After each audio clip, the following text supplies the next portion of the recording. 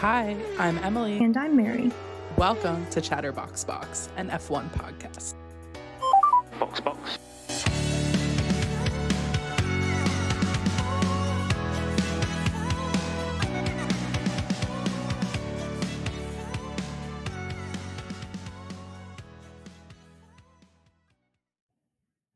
Hi, everybody. Welcome back to another episode of Chatterbox Box, where Emily and I chat and giggle about all things F1.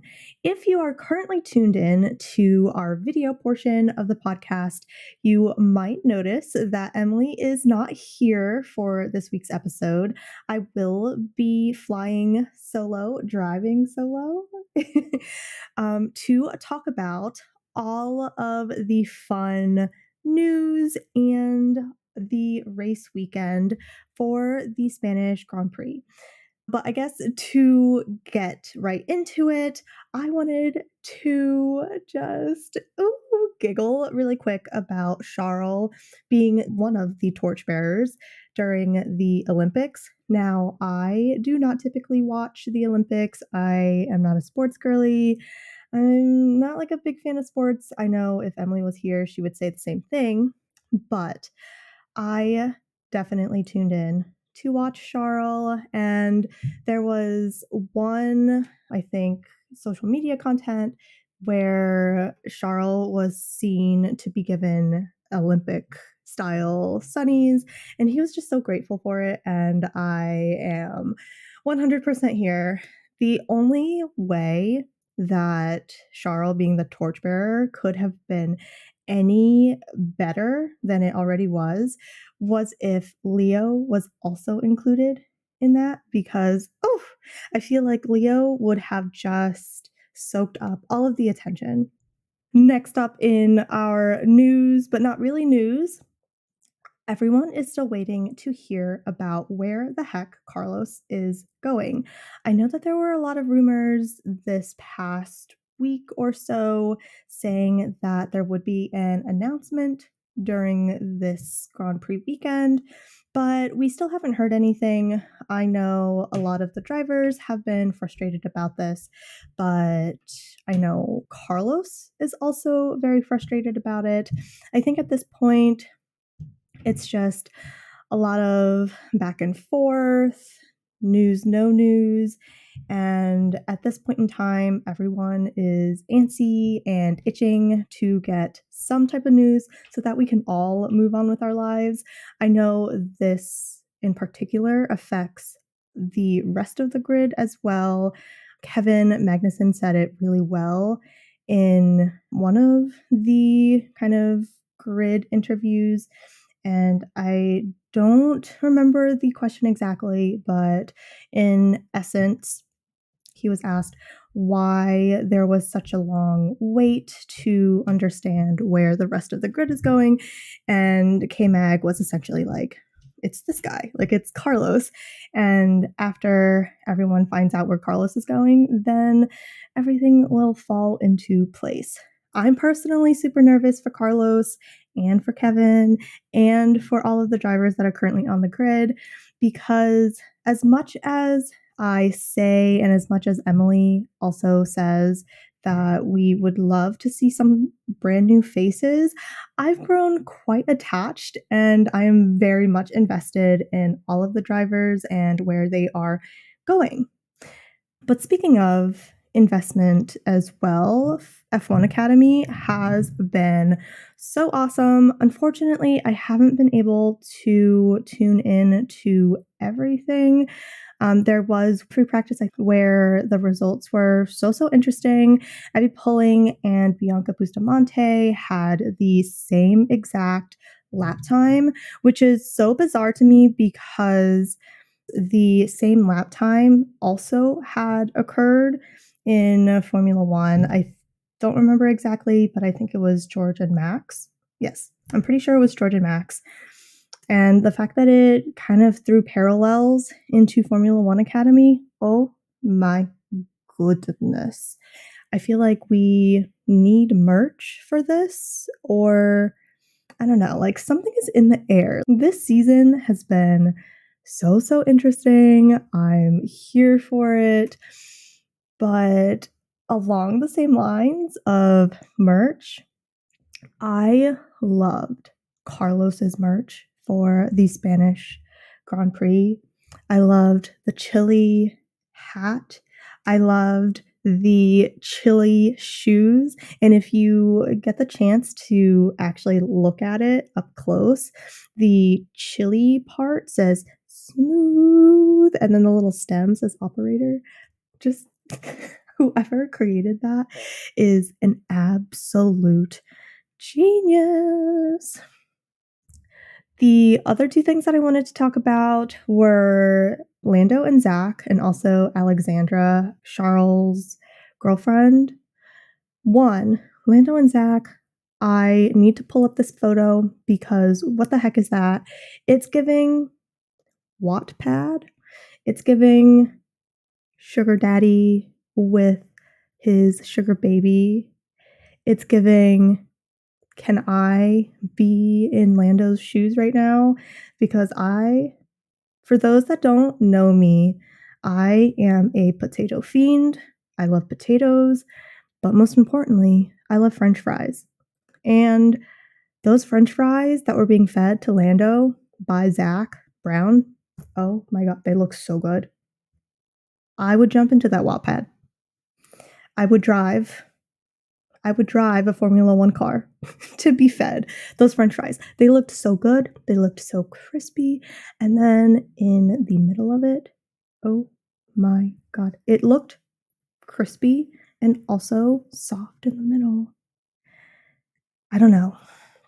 Zach and Orlando, someone has to tell me how good those French fries were because it looked absolutely stunning. And you know who else is stunning? Alex. She finally opened up her Instagram account to the public so that everyone could follow her. I think the last time I checked, she had 400,000 followers.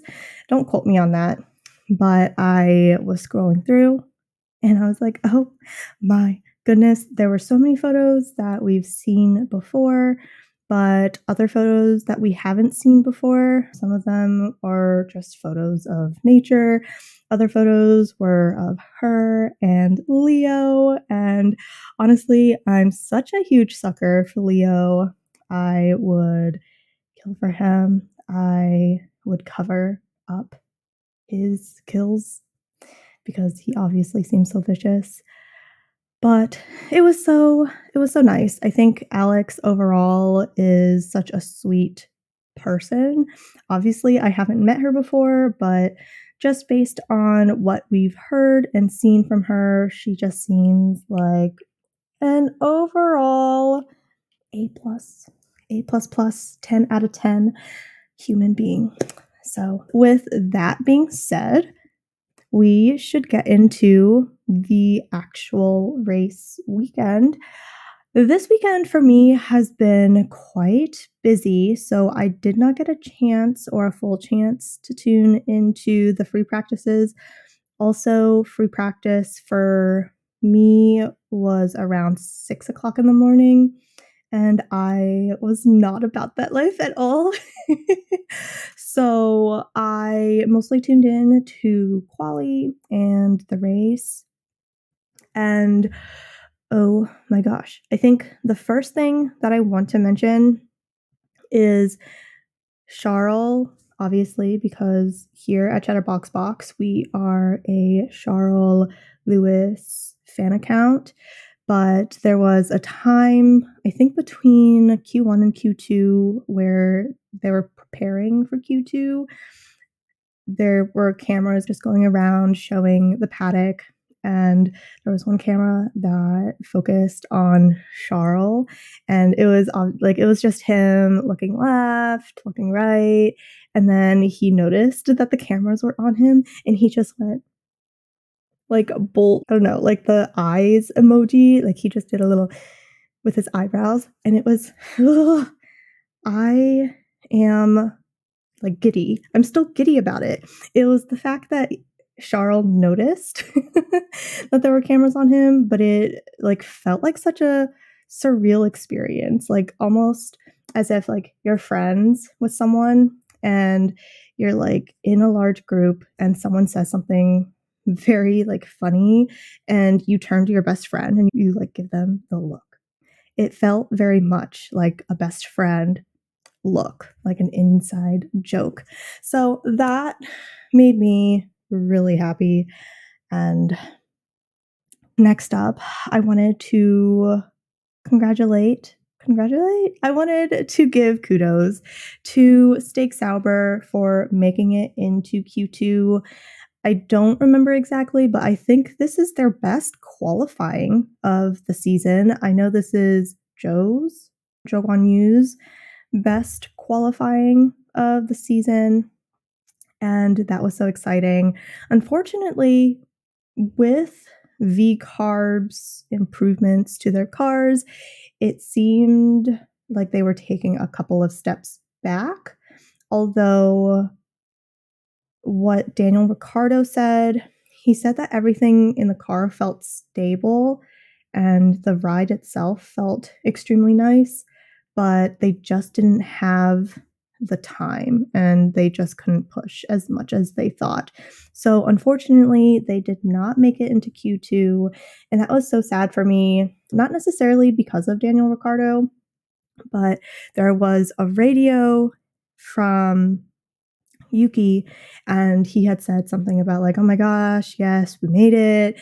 And his race engineer was like, no, we actually did not make it into Q2. And you could just hear Yuki's pain. I was pained. I am not typically a huge V-Carb supporter, but I honestly like hearing his excitement and hearing that like they did everything they could to get into Q2 only to realize that they didn't make it. My heart. But Alpine making it all the way through to Q3, I was living. I was living for SD Bestie. I was living for Pierre. They have struggled so much this season, and I feel so badly because at the end of the race, Will Buxton had talked to Pierre and he said, no offense, but you guys sucked. Hello from the editing room. When I was reiterating that Will Buxton said that Alpine sucked, it wasn't in reference to this race, but to the past races that Alpine have participated in. Which, yes, but also, you know, they're trying. But honestly, so nice and so refreshing to see both Pierre and SD Bestie qualify and also towards the end of the race making it into the points. So I think they were able to move past Williams or another team. And yes, they are improving. I'm happy for them. And yeah, honestly, it wasn't as chaotic as it seemed. And I think that was a good thing. The only big chaos that we have to talk about is the lap 1 chaos. That whole start was wild. It was magnificent. And I just need to take a moment of silence to say the last time we had such an awesome overtake was the previous race with Alex Albon, and he just went zoop zoop. But George,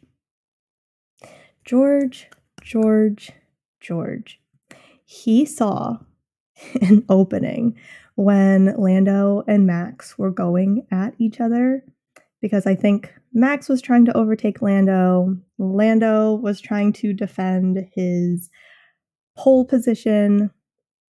and George just slid on through, and it was the most beautiful, beautiful, beautiful thing I think I've ever seen in my almost year of being a Formula One fan.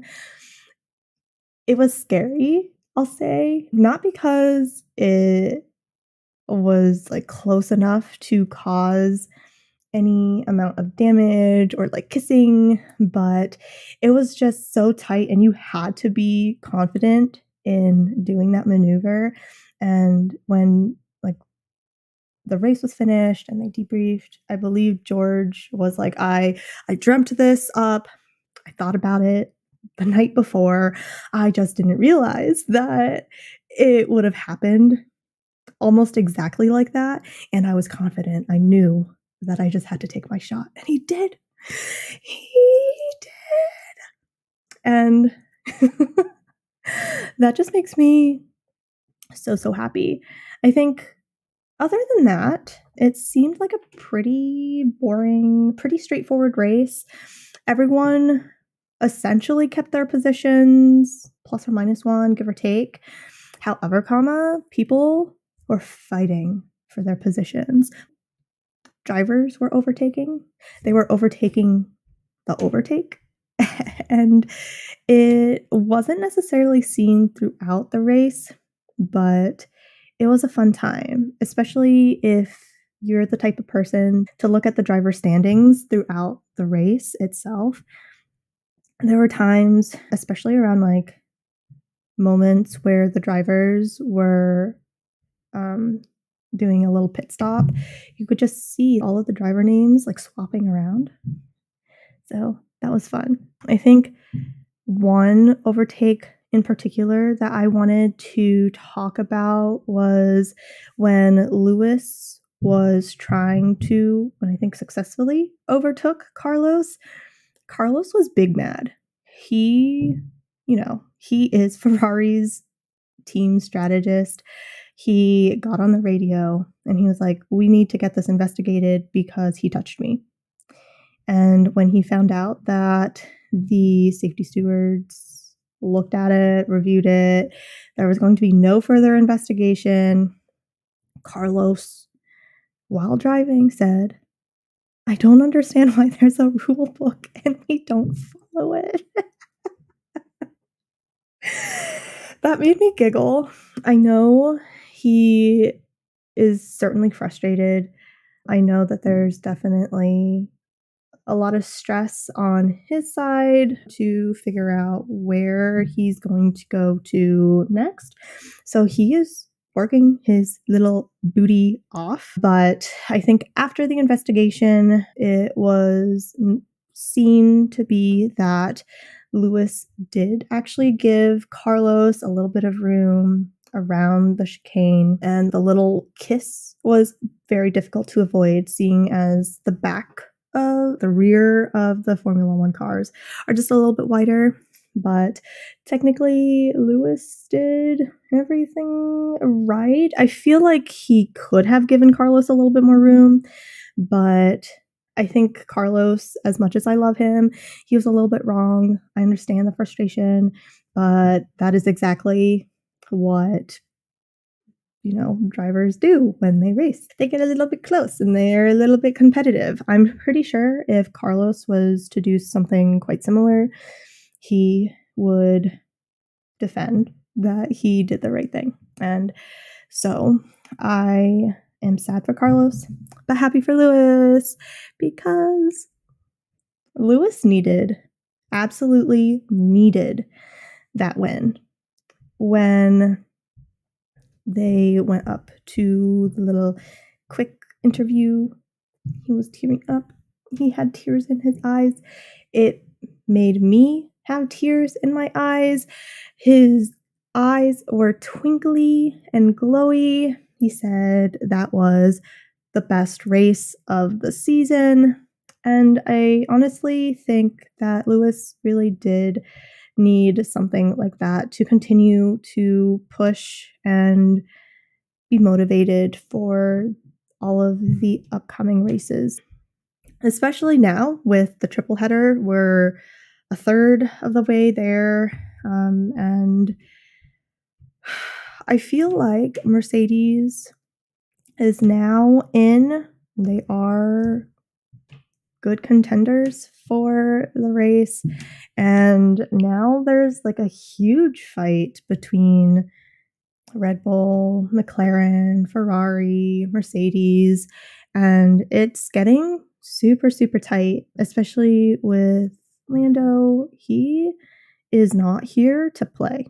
He is, I don't know, he's just going for it. He's upset with his win, his second place, and I think rightly so. It did look like the McLarens were faster, but whether that was the strategy or whether Lando missed a couple of steps here and there throughout the race, I don't know. But I think Max is definitely going to have to be quite cautious and, be excited. This is exciting, I think, for everybody involved. I know we've talked about this on the podcast before, but I think this season, especially, Max is certainly not bored. In the past seasons, we had more than a 10-second difference between Max and other drivers, but Max is working hard to get his wins, and that is what gets me so excited, because we get to hear different national anthems and we get to appreciate all of the hard work that all of the other teams are doing. And yeah, speaking of national anthems though, I don't remember if it was like the Dutch national anthem for Max or if it was the team national anthem for Austria, but there was a time where those two anthems were playing, and in the background, all you could hear were the McLaren/Lando fans going, Lando, Lando, Lando. And I want to take a moment to just sigh about that. I love McLaren. I'm a huge McLaren fan. I'm second to Ferrari, but it wasn't the time or the place to do that. And it certainly wasn't the time or the place to root for another driver. They all worked really hard, and especially during national anthems, it just seems a little bit disrespectful. I know Lando worked really hard and he's doing really awesome, but I don't know, like it made me feel a little bit uncomfortable. That was not the right move, especially as Formula One fans, especially like me. I know, I get it. I'm not really a Max fan either. I'm not really a Red Bull fan, but a win is a win, and they all worked really hard to get to the podium, and for people to do something like that is just a little bit inappropriate. I don't know. You could do that when Lando is like, there's a time and a place, and that's okay. The one thing that I wanted to say was right time, right place. Lewis on the debrief conference couch, waiting for everyone else to come to the debrief, like just laying down. Oh my gosh, he is me. I am him. Yes, I, no other words. And it was funny because Max came in and called Lewis old. But honestly, like after working that hard, you deserve to lay down a little bit. Before I head off and make this edit for the episode, I did also want to highlight the struggle at Williams. It seemed to be more of a struggle than usual. I know Logan isn't typically the type of driver to fight for points. I hate to say it, I'm a Logan lover. But Alex was also struggling this race. I think towards the end of the race, I don't know, I think it was maybe around lap 60 or something like that. Alex took a little bit of a detour and was rightly upset. Like, he had no idea what was going on. So he phoned it in to the radio and was like, what the heck is that? His race engineer was like, oh, all is well, don't worry about it. And Alex is like, no, that's not the answer I wanted to hear. But it was supposedly, at least this is what Alex said, supposedly it was the wind that kind of just made him go off course. And supposedly there was a bunch of wind in Barcelona. It was hot and windy at the same time. So that was a little bit frustrating. I know we are looking forward for the Williams team to improve a little bit. Also, just uncertain if Carlos is going to be moving over to Williams in the next year.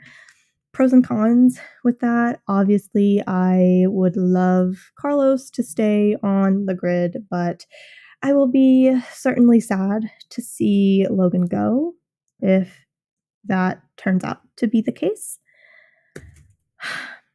But yes, I think that is pretty much it for me for this podcast episode. There are no bingo updates. I did do my due diligence, took a look at it, and there's nothing to update. We're kind of just writing it out, and we'll see if we can complete the bingo board in one way, shape, or another. Next week, we have the Austrian Grand Prix. I will not be in next week's episode. Next week's episode will be Emily's solo episode with potentially a guest. So I look forward to hearing all of that on the other side. Can't wait to tune in like a regular listener and just get excited to hear about Emily's thoughts on the Austrian Grand Prix. But yes, I am so happy for you guys to tune in. Please, please, please let me know and let Emily know what your thoughts are for this Spanish Grand Prix. Did I say anything that you agreed with, disagreed with? How are we feeling about Lando and Max? Do you think that Lando is the strongest contender against Max? Do you think Lewis is breaking his curse and he's going to be on the podium more often? Feel free to respond in the YouTube comments. Reach out to us on our social media accounts at ChatterboxBoxF1 on Instagram and Threads, as well as at ChatterboxBox on TikTok. But until then, I will talk to everyone later. Over and out. Let's finish it up on a high.